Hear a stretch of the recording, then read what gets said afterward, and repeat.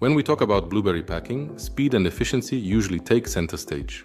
But real quality starts on the surface of the fruit with the natural bloom. That soft, powdery layer isn't just visual.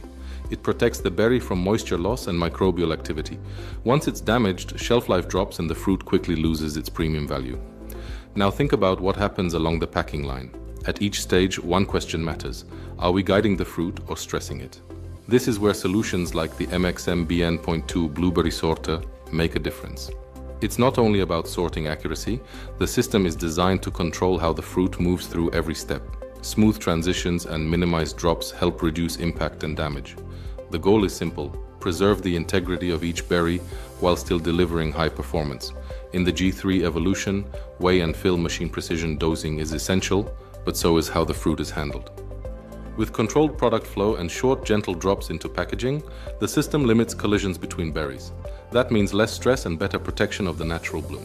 What connects both machines is a shared approach. It's about managing movement and eliminating points where damage can occur. Because in the end, the customer doesn't see the technology, they see the blueberries. And that visible, natural bloom is one of the strongest signals of freshness and quality. Protecting it isn't just a technical detail, it's a real competitive advantage.